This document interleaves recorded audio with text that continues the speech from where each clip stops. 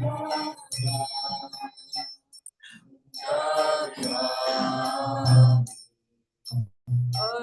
Krishna, Hare Krishna,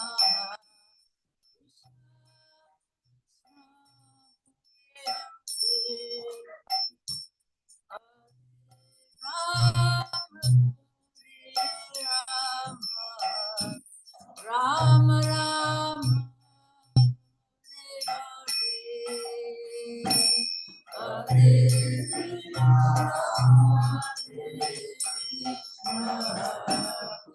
Krishna Krishna, Hare Rama,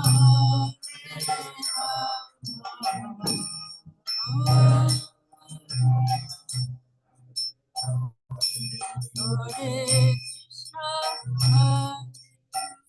Krishna Krishna, Hare Hare, Hare Rama, Rama Rama,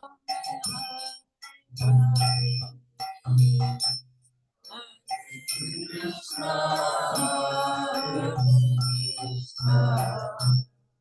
Krishna, Krishna, Hare Rama,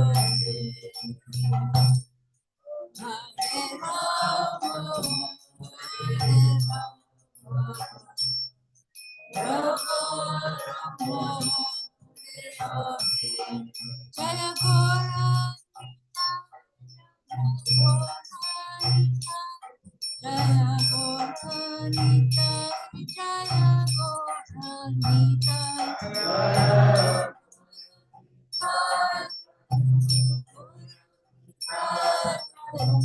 Goranita,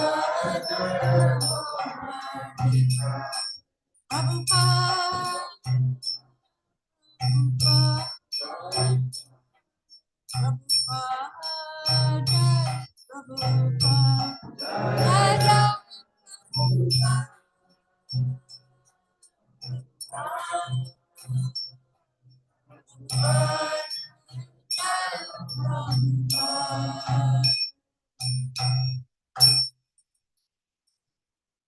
Nandavila Pradishtam Sripad Paramansa Parivrajakachaja Astatara Satashishima Shilabaya Charnarinda Bhakti Vedanti Goswami Maharaj Prabhupada Ananta Koti Vaishnava Vrindi Ki Namacharya Shilai Rastakur Ki Ramsakaha Shri Krishna Chaitanya Prabhu Nityananda Shri Advaita Gadadhar Shri Vasudeva Gaur Bhakti Vrindi Ki Shri Shri Radha Krishna Gopinath Shyam Kunda Radha Kunda Govardhan Ki Shri Vrindavan Mathur Dham Ki Jai Koti Mayapur Dham Ki Jai Jasi Devi Bhakti Devi Ki Jai Raghunath Puri Dham Ki Jai Shri Harinam Sankirtan Ki Jai Bhakti Distribution Ki Jai Prashadam Distribution Ki Jai Krishna Lunch Ki Jai.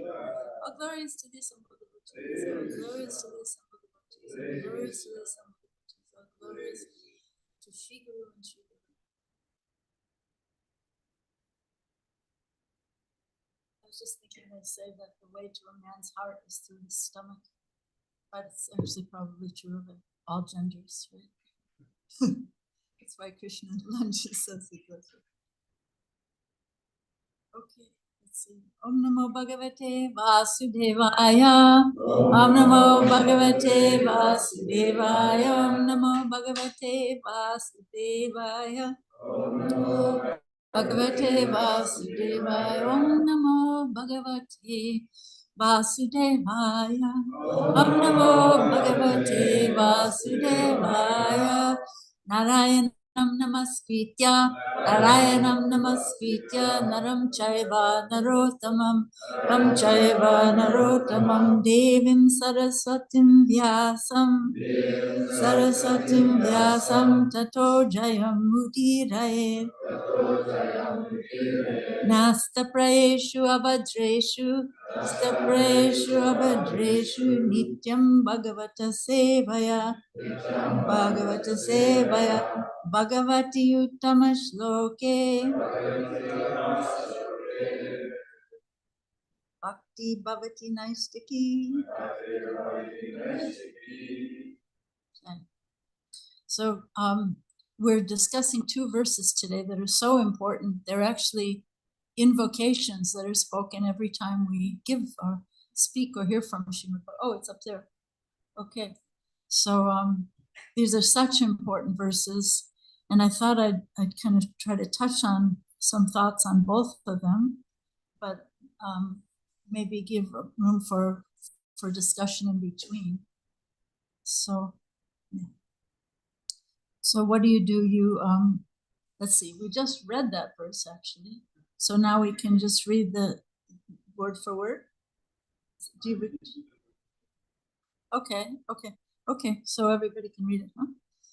Narayana, the personality of Godhead, Namakritya, after offering respectful obeisances, Naram Eva, and Naranarishi, Naranata, the supermost human being, Devim, the goddess, Saraswatim, the mistress of learning, Vyasam, Vyasadev, Tata, thereafter, Jayam, all that is meant for conquering, Udiraye, to be announced.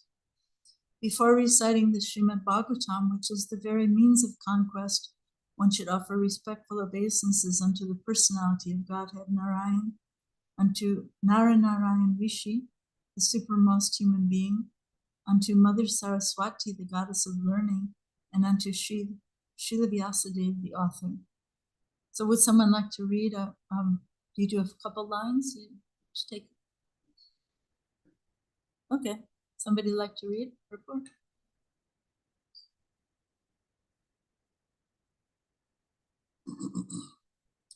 All the Vedic literatures and the Puranas are meant for conquering the darkest region of material existence.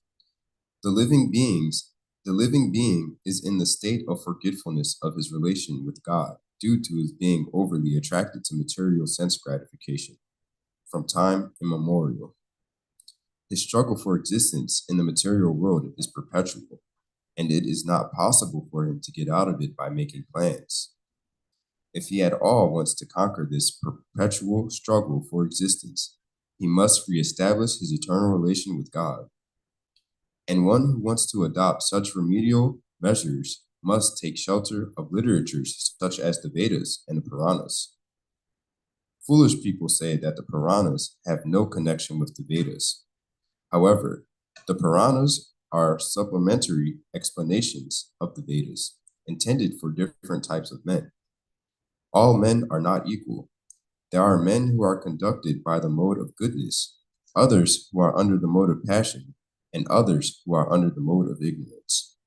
The Puranas are so divided that any class of men can take advantage of them and gradually regain their lost position and get out of the hard struggle for existence. Srila Sutta Goswami shows the way of chanting the Puranas. This may be followed by persons who aspire to be preachers of the Vedic literatures and the Puranas. Srimad Bhagavatam is the spotless Purana, and it is especially meant for them who desire to get out of the material entanglement permanently. You have such a great voice. Did you ever consider going into radio, or maybe you already disc jockey or something like that? Yeah, you have a wonderful resonant voice. Yeah, it's beautiful. Let me say a few prayers. Om Jnana Timirandasya Gyananjana Salakaya Chaksum Militam Yena Tasmai Shri Gurave Namaha Shri Chaitanya Mano Bhistam Stapitam Yena Bhutale Swayam Rupakadam Hayam Dadati Sapadantikam Namam Vishnu Padaya Krishna Prestaya Bhutale Srimate Bhakti Vedanta Swamini Namne Namaste Saraswate Deve Gauravani Pracharine Nirvishesha Sunyavadi Paschatyavishatarine Panchakapatarubhyascha Kripashindu Vayevacha Patitanam Pavanebhyo Vaishnavebhyo Namo Namaha Jai Shri Krishna Chaitanya Prabhu Nityananda Shri Advaita Gadadhar Srivasadi Gaur Bhaktivinoda Hare Krishna Krishna Krishna Hare Hare Rama Rama Rama Hare Hare. Well, the first thing that struck me when I was just listening to this purport just now that I hadn't thought of before was this line that says, all men are not equal. Wow, you can say that in America, you know? But it's interesting because the fact is that no one is equal, that someone's always richer, poorer, more intelligent, less intelligent, more beautiful, less beautiful, whatever, but spiritually everyone is equal. So that's what, actually I bought my brother-in-law, I was at an event at the United Nations last January, and I got this t-shirt that said, all people are created equal. And I gave it to my brother-in-law, who's really a good guy. He's like a very egalitarian type of a person. He's an artist. And so I gave him this t-shirt from the UN, and he said, is it true? And I said, it's true spiritually. And that's really interesting, I think, for us to consider, because we can gloss over it otherwise and think, wow, is that really true or it's not true? But actually, spiritually, all living beings, not only humans. And that's where the Declaration of Independence fell short. It's not just the human beings, right? So, so taking this verse part by part, so this Narayanam Namaskritya, we're offering obeisances to the Narayan Rishi, the supermost human being. Such a cool expression. And he is considered to be a partial expansion of Krishna. And actually, they're kind of twins, but they're a combination of Krishna and Arjuna, which is really cool. Did you know that? Narayan Rishi is Krishna and Arjuna combined. So that's very interesting. And they, a partial expansion of Krishna appearing as Krishna and Arjuna to mitigate the burden of the world. So yeah, isn't that beautiful when Krishna comes, when he speaks the Bhagavad Gita, what's his purpose? To mitigate our suffering, right? To help us see what's true and what's right and what will bring us happiness.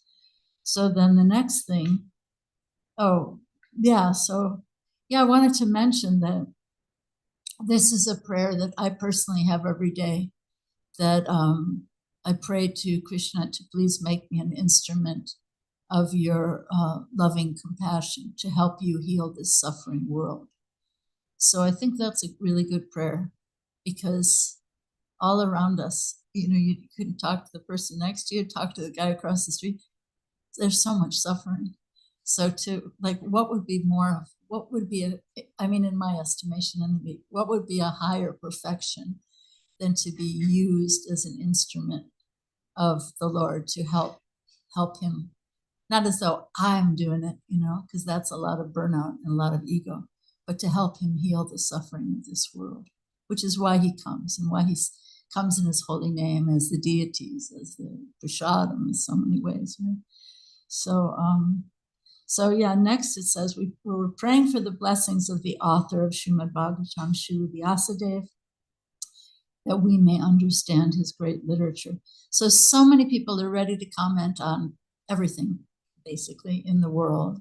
But in particular, there's so many comments. I mean, when Prabhupada did his translation of Bhagavad Gita, he had done it previously, but when it was published, he says in the introduction that at that time there were like 600 English translations of Bhagavad Gita at that point. So everybody's got a take on something. Everybody's got an interpretation. So if we want to understand something, we have to go to the author, right? So we're praying to Srila Vyasadeva that we can understand his literature. And of course, those who are pure devotees are transparent to the thinking, to the will of the author, Srila Vyasadeva. So that's a beautiful quality of the mode of goodness, to be transparent, Isn't that to me, it's a very cool thing. Think about it, instead of my opaque, overlay of conditioned ego and craziness, to be transparent, to just that Krishna could work through me. very, to me, very beautiful. By the way, I wanted to ask your forgiveness. I have a slightly defective eye this morning, but when I was driving over here this morning, I was thinking how there's actually a verse in the Nectar of Instruction that says we shouldn't discriminate against a Vaishnava who is deformed, lame, blind. So please excuse me, I'm a little bit deformed this morning. But anyway, yeah, so praying to Srila Vyasadeva to help us understand his work, right? It's not, we can't whimsically comment, in other words, we have to understand his mentality. So then I really like this part, the very means of conquest. So this particular word, jayam, tato.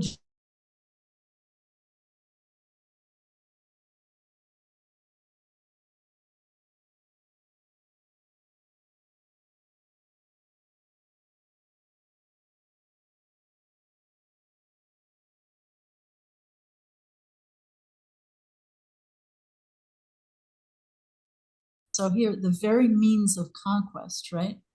So,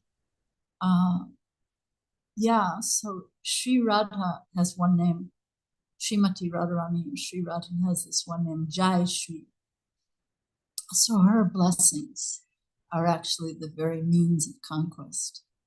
And when Srila Prabhupada was still on the boat, before he even set foot on American soil, he's still standing on the boat in Boston Harbor. He had this beautiful song he wrote, which he wrote in Bengali and in English. And he says in that, maybe another song, he says, I emphatically say to you, O brothers, so I would add, O sisters. He says, I emphatically say to you, excuse me, you will obtain your good fortune from the Supreme Lord Sri Krishna only when Srimati Radharani becomes pleased with you. Isn't that amazing? So here's Srila Prabhupada standing on the boat before he even gets off the boat. And so we can understand that Srila Prabhupada was successful in his mission because he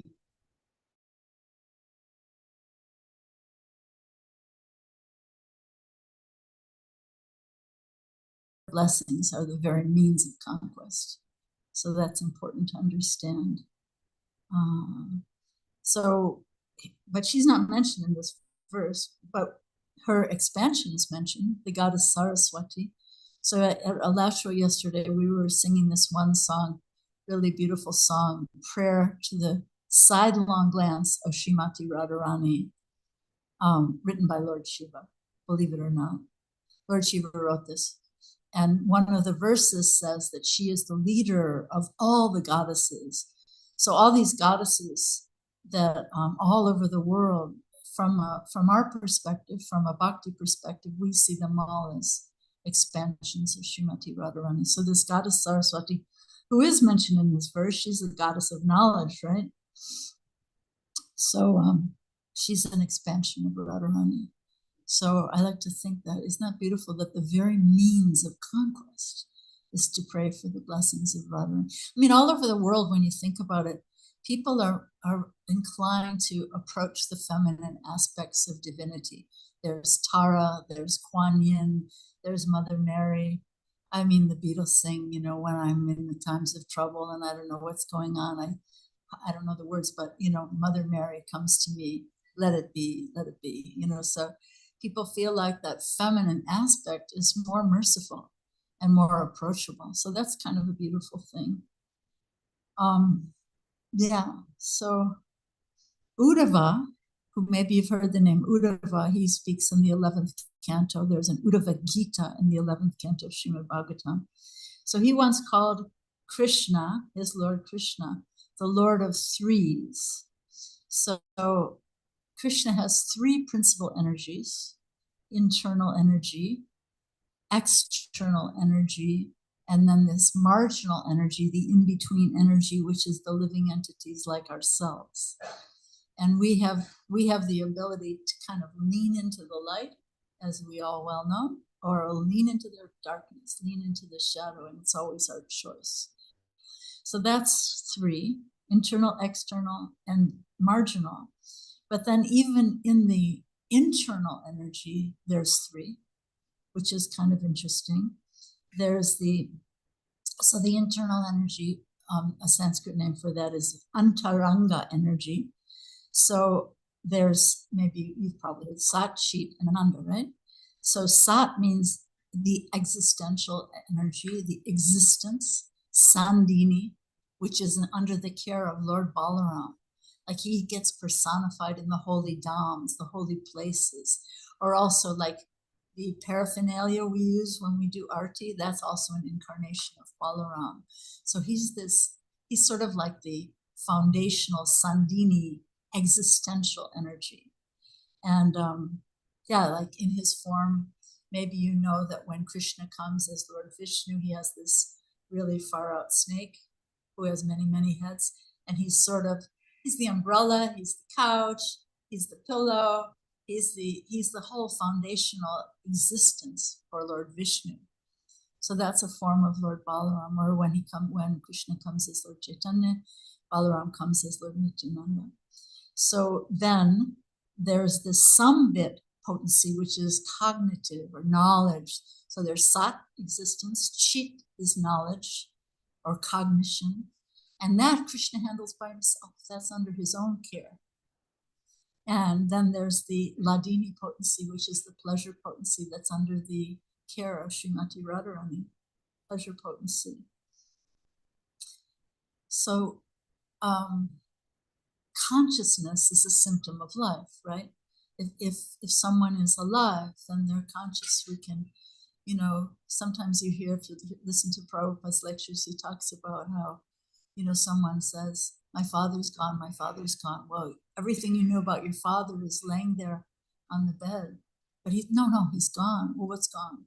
His consciousness is gone. The soul has left. So consciousness is a symptom of the soul. And when you think about that consciousness, what's even more of a symptom of consciousness? Like you could have existence, and that doesn't really sound that thrilling. You could have knowledge and still be quite miserable. Like there's a lot of miserable existential philosophers out there in the world and in history. But consciousness really means when there's ananda, when there's joy.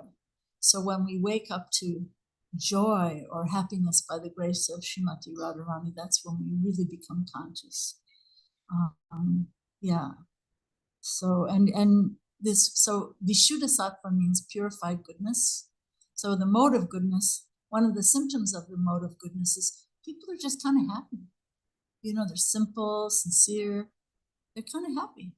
Whereas the mode of passion is like, I'm all agitated and I'm striving for something like the stock market or the stock goes up and I'm happy and the stock goes down, I'm miserable.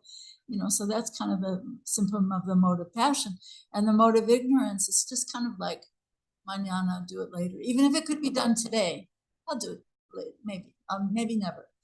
So that's kind of a symptom of darkness or ignorance. So yeah. So yeah, time is passing. Let me see. And I wanted to say something else that procrastination, that's a symptom of the mode of darkness or ignorance. So, but I wanted to say something very interesting that I can't take credit for this, that this is a realization of my own, but I heard if you ever want to listen to a really good teacher on YouTube, you might tune into Bhakti Vigyan Swami, who's also a scientist. He's from Russia. He has an amazing story. But I was listening to him. He was speaking on Radhastami, Radharani's appearance day, and he said this most amazing thing. He said, we hear a lot about emotional intelligence, right? You're studying psychology, emotional intelligence. So he said, who has the greatest degree of emotional intelligence of anyone? He said, that's Radharani, because she understands Krishna's mind. Even Krishna doesn't understand his own mind, but she understands Krishna's mind. Isn't that beautiful? And so Krishna has to come as Lord Chaitanya and take Radharani's complexion, take her mood, in order to try to understand his own joy, his own ecstasy. So this bhakti philosophy, isn't it beautiful? I find it really beautiful. But anyway, I really love that point, that of everyone, of all living beings, Radharani has the highest degree of emotional intelligence. So let me just say one more thing about that I think is beautiful. So I was listening to this talk by Srila Prabhupada, and he was quoting this verse from the Svetasvatara Upanishad. And the verse says, Natasya karyam karanam cha vidyate. And basically what it's saying is that no one is greater than the Supreme Lord, and no one is equal. Hello, back there. Sorry to be ignoring. No, but no one is greater than and no one is equal to the Supreme Person, Krishna. And then Prabhupada paused. It was so sweet. And he said, but there's one person who's greater, and that's Radharani. She's greater. And why is she greater? Because she loves him so much and she wants to bring others so selflessly to his service. So Krishna is defeated by her love. He becomes like a prisoner of her love. So I find that super beautiful. So, and yeah, Prabhupada said this one thing, I don't know if you've heard this before. He said, you know how Prabhupada uses this word rascal? It's kind of a cute word in America. Like, I don't know if you ever saw the reruns of the Little Rascals in their 40s. Like, those guys are so cute. You know, they like have this donkey. They run around town with this donkey. Anyway, so in America, it's kind of a cute word, but in India, it's a really bad word, like a rascal. Was it bad when you were growing up? Yeah, anyway. So Prabhupada said, even if you're a rascal number one, which is really bad, if you put your prayer in the hand of Srimati Radharani, she will recommend you to Krishna and say, this person is better than me. He's better than me. She's better than me. Please accept her. Please accept him. So that's the mercy of Radharani. So she's captured Krishna right there. So yeah, because time is running. Let's maybe go to the next verse. Oh, yeah, let me just say one other thing about that. So about this, on this idea of transparency, of the pure devotees being transparent. You know this prayer that I said at the beginning, and maybe you all know this prayer, some of you know it. Sri Chaitanya Mano Bhistam. It's a prayer to Rupa Goswami. Om Namo no, it's Om Agyanatimirandasya. Then it says, Sri Chaitanya Mano Bhistam. It's saying that Rupa Goswami has understood the mind of Lord Chaitanya. So beautiful. Why? Because his heart is so transparent. His heart is not overlaid with ego and, personal aggrandizement. So because of that, he's understood the mind. So isn't that a beautiful goal, to have our hearts become so transparent that we could understand the mind of, our Guru or Srila Prabhupada or Lord Chaitanya, and know how to act, not without confusion or craziness in our lives. So those are a few thoughts. And then the next verse, which is also, we really lucked out this morning to get such great verses, because this is another invocational verse, right? So this is the other one, Nasta Prayeshu. Nasta Prayeshu Abhadreshu Nityam Bhagavata Sevaya Bhagavati Uttam Shloke Bhakti Bhavati Nashti. Yeah, so let's see. Start thinking about this. Yeah, so excuse me.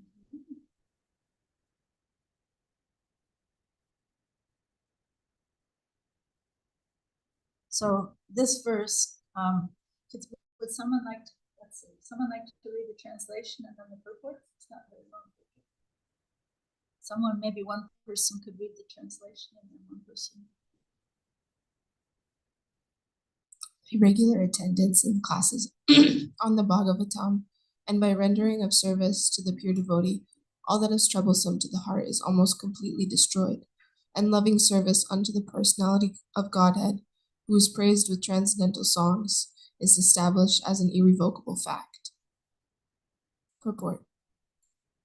Here is the remedy for eliminating all inauspicious things within the heart, which are considered to be obstacles in the path of self-realization.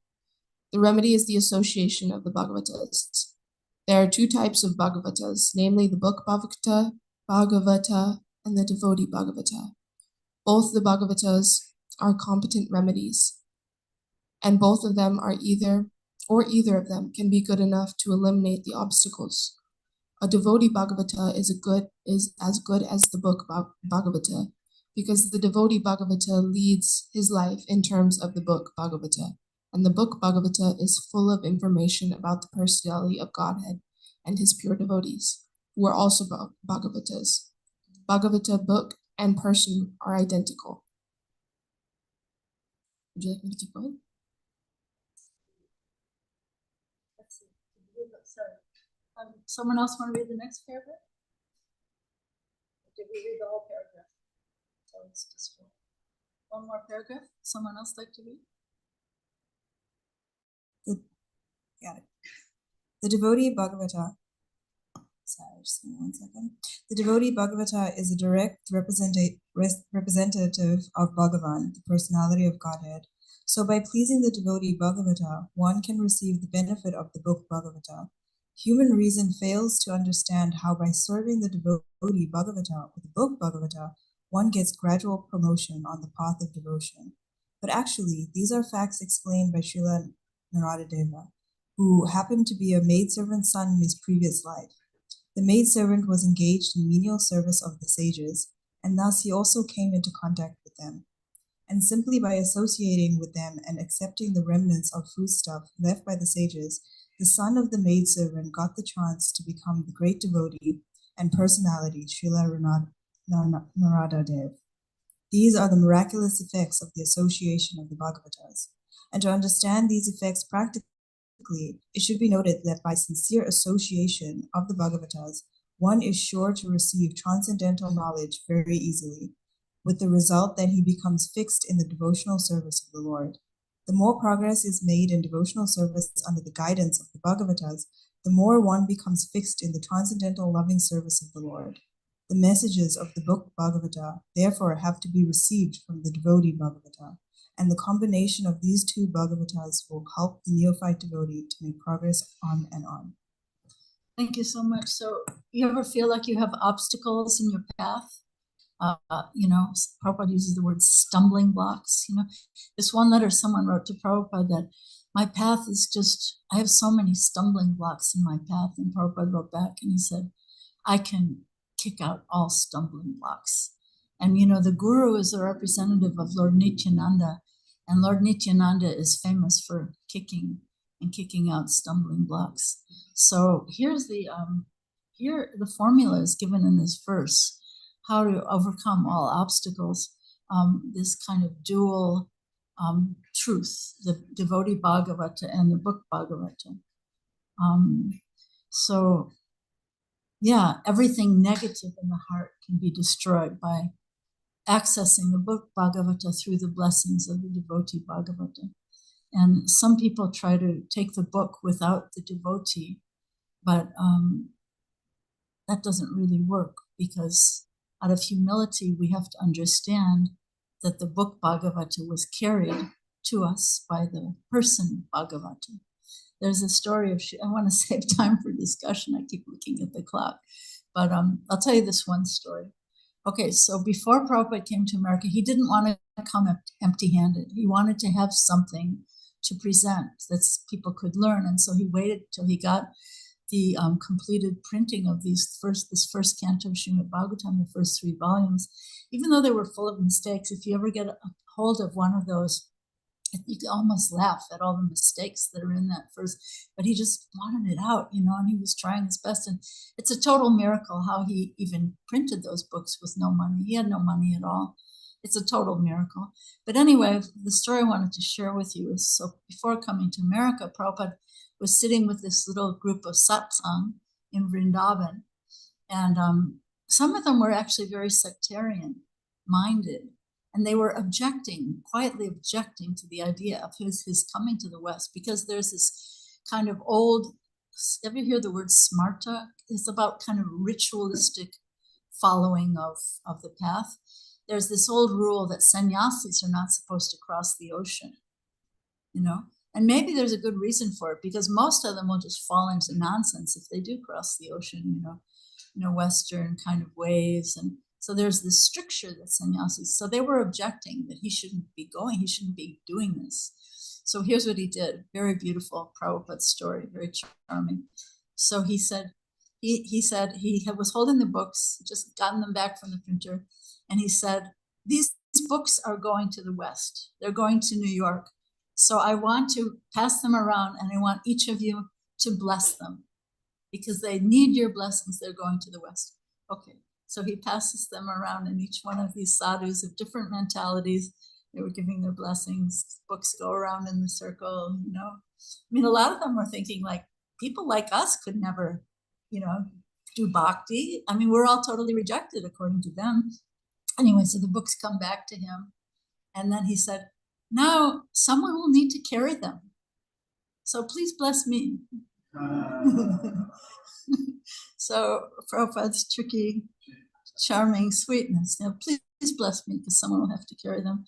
So, yeah, again, I want to, time is, maybe I should just stop there.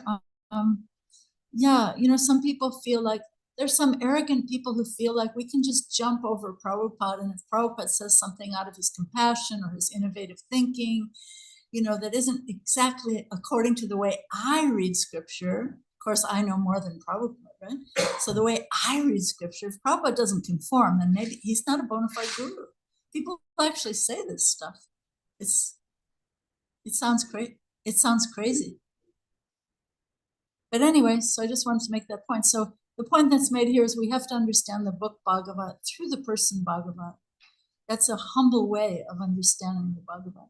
So I'll stop talking there. And what does this bring up for you? Any takeaways or realizations or any problems with this or questions? Or sorry, I didn't leave enough time. But see a hand. Yeah.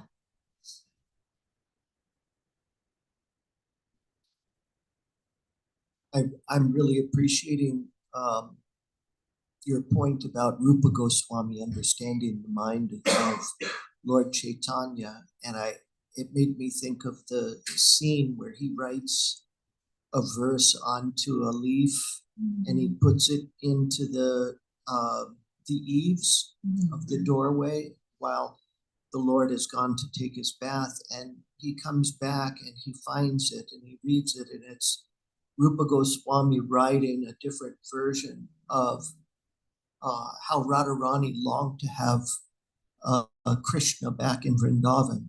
This was when everybody met during the eclipse in Kurukshetra. She said, oh, I long to have you for those moonlit nights and so forth. And Rupa Goswami wrote a completely veiled version of these words of Radharani, and Lord Chaitanya asks Swarup, I think Swarup Damodar, how could he have possibly known my mind? Beautiful. How could he possibly have known my mind? And he says, because of his pure heart, he's pure-hearted. So beautiful. Yeah. So we can aspire for that kind of a pure heart. I have another story to share, but I want to hear from you. Any other takeaways or what was important? Yes, this shorthand back there. Oh.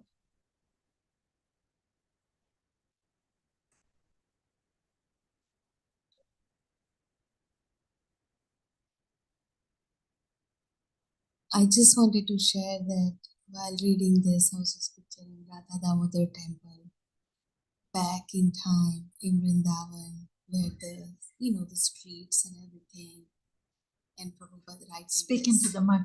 And Prabhupada writing this. I was just trying to picture where he wrote it, in what situation, and here so many years later we are reading it, so it's just a reflection. Beautiful. Total poverty. In total that small room impossible. that didn't even have a proper window. It's like half window, something like that. So. Yeah. Beautiful reflection. Thank you. Can I ask, maybe we can take turns between both sides? That's what we do in Potomac. We take turns between the women's side and the men's side. I don't know if you do that at Krishna House. Maybe you don't even discriminate that much. You don't, no discrimination. That's the way. So. One of my favorite takeaways from the class that I'm going to be thinking about and discussing for a while is Krishna not even understanding his own mind, and the fact that Radharani is the only one that can. And in my personal life and experience, it is always been a woman that understands me more than I understand myself. Wow. It started with my mother, and Wow. then a close girlfriend that I can think of. They're always able to break me down how I operate and think and work. I go, yeah, I do think like that. Wow. Thank you so much for that broad-minded perspective. Yeah, there's two words for intelligence. There's buddhi, which means the analytical intelligence, which Prabhupada often uses that word. But then there's also medha, which Krishna uses in Bhagavad Gita. I think it's chapter 10, verse 34, where he talks about the qualities of women. So that emotional intelligence, that was a very kind and wise perspective. Thank you for that. Yeah, so the world is kind of devoided and deprived of women's voices. So, but sometimes women's voices can be as sectarian and crazy as men's voices. So it's not just women are going to be all good, but I think it's good for both men and women to try to develop emotional intelligence. That's your field of psychology. You had a thought? Thank you so much for a beautiful lecture yet again. Speak into the mic. Oh, yes, sorry.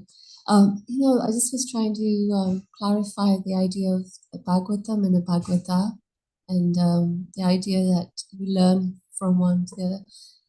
The reality is, in this world, the Bhagavatam is a huge text, voluminous, and you can't always work and find, you can certainly read with devotees, but often you're left by yourself to read because there's so much to get through. So how are you seeing the Bhagavata helping with the Bhagavatam in that sense? Because most often we're left by ourselves, to find ways through the whole text. Yeah. Well, I think, thank you. Very important question. I think we tend to try to race through it. I'm going to read so many pages today and I'm going to get through it. And sometimes you hear people say, yeah, I just finished the Bhagavad Gita. No, you never finish the book. You never finish the Bhagavad Gita, and you will never finish the Bhagavatam. So I think rather than thinking I'm going to read so many pages every day, or I'm going to read so many, and I'm by such and such date, I'm going to have all 12 cantos. I think we might consider, I think as Americans, we tend to be, not to be sectarian about other people, but I think as Americans, we tend to be very passionate and, kind of, well, it's good to be goal-oriented because successful people are goal-oriented, but try to read more slowly is the point I'm making. Like, ruminate over it, pray over it, like read that purport, read the verse, not once, read it twice, read it 3 times, and really pray about it. I think that contemplative reading is something that we tend to gloss over in our, I'm going to get it done, and I can tell my friends, I read the whole Bhagavatam. Did you? Come on, where's that? But maybe to try to understand one line or one verse or one purport, or, like when we chant, right? One holy name. Did you hear one? Maybe you chanted so many rounds. Did you hear even one name of Krishna in your whatever number of rounds you're doing? So that's my thought. Try to read more contemplatively. We can learn a lot from certain Catholics in this regard. Any other thoughts? Yes. Thank you very much for this morning. My takeaway is something you mentioned earlier before the class on the stairs there, about the story that kind of highlights the importance of Person Bhagavat and the future. Yeah, should I tell that story? Yeah, it's such a one. I heard it before. It was such a wonderful really reminder. Important. Thank you so much. Yeah, actually, if I can take a couple minutes, I want to share 2 stories. So the story you're referring to is, because the fact is, when someone tries to publish a book, they go to the publisher, and the publisher will say, well, who is your intended audience, right? There was no audience for Srimad Bhagavatam in America. Nobody knew what this was. This scholar, Tom Hopkins, came to 26 Second Avenue, and he said, "Oh, I see you have the Srimad Bhagavatam," he was doing his PhD thesis as a matter of fact, and he knew there was only one copy in English in the whole North America. And he said, "What is that?" And this like new guy who was there, he said, "I think it's something like Bhagavad Gita. I don't know." But anyway, so the person Bhagavat, there was no audience. Prabhupada had to create the audience. So the beautiful story that you're referring to, that this is my most favorite story of Prabhupada. This devotee, he was doing a night guard job at New Vrindavan when Prabhupada was visiting there for a couple of days. And Prabhupada just appeared in the garage right behind him, and he offered obeisances to Prabhupada. And then he stood up and said, as we would do, "Prabhupada, is there any service I can do for you?" And Prabhupada said, "Yes, you can go where I will not go." And this devotee was bewildered because he said, "But Prabhupada, you're going everywhere. You just came from London, Germany, San Francisco, Texas, Chicago, and now you're here at New Vrindavan, and now you're going to New York. Where is it that you won't go?" And Prabhupada said, I love this, Prabhupada said, "To the future." And that's how I was saying to you this morning, you guys are the future, take it, go for it, run with it, so Prabhupada said, "To the future." And then he said, "And by the way you treat the people there, they will know how much Krishna loves them." So that is the mission. I mean, I don't live at Krishna House. I don't come here very much. But if you ask me, what is the mission of all these Krishna houses? They're 11 now or something? Something like that. Anyway, what's the mission? If you ask me, the mission is go to the people and show them how much Krishna loves them. So that's so beautiful. But I wanted to say, if I can just say one more story. Okay. You talked about Rupa Goswami knowing the mind of Lord Chaitanya. So when you said that, I was reminded of this other similar story of Srila Prabhupada. This is really interesting. So this one god sister of mine, she wrote this beautiful prayer to Prabhupada. And she said, "You are a cowherd boy running through the forests of Vrindavan and enjoying your pastimes with Krishna and Balaram." And all the devotees, this is in San Francisco, and all the devotees thought, "Whoa, I mean, she probably shouldn't be saying this. This is a little bit kind of maybe unbona fide or, too much." And so they went to Prabhupada and they asked Prabhupada, "Are you a cowherd boy?" And Prabhupada said, "Yes." And that was the end of that. Nobody asked anything. That was the end of that. But Prabhupada was so pleased with this article that everybody thought was maybe not all right. Prabhupada said it should be printed in Back to Godhead magazine. Yeah, he said it should be printed in Back to Godhead. And you know what he said? He said, "How has this young girl understood such things, such intimate things about me?" So, yeah. So that's a sweet, similar to Rupa Goswami understanding the mind. Yeah. So thank you all so much. Oh, sorry. Oh.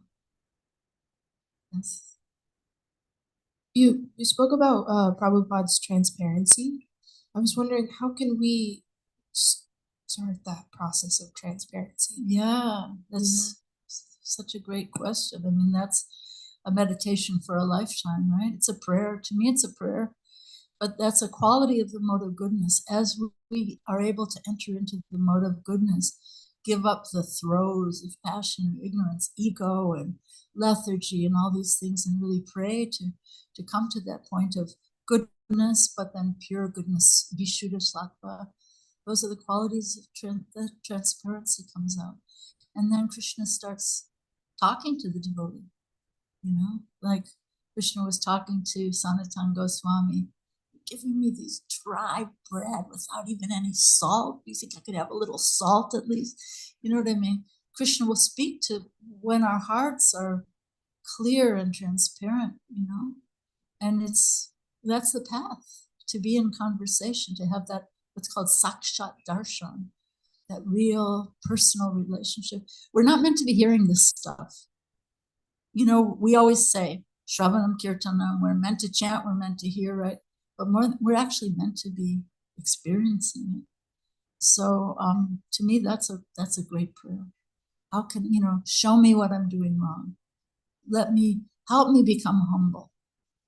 Pray to Lord Nityananda. Pray to all the guru tattvas. Help me see what I'm doing wrong. Help me see myself the way other people are seeing me in this community where it's like, well, maybe you can pick up your wet towel off the bathroom floor. That might help. You know what I mean? Help me see myself the way others see me.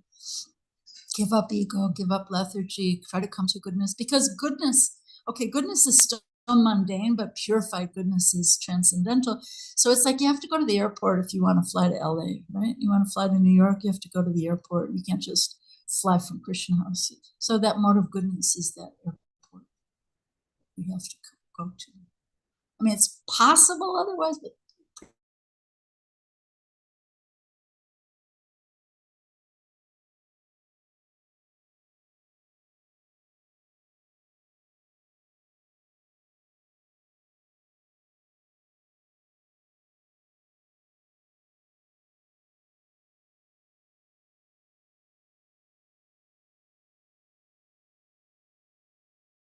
there's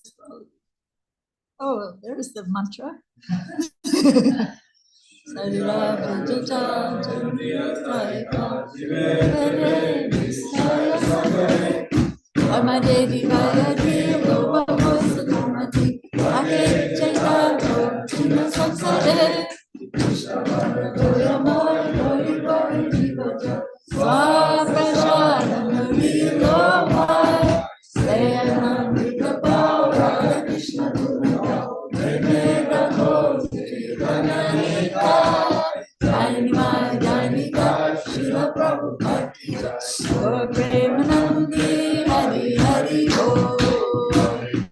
Hare Krishna, Krishna Krishna, Hare Hare, Hare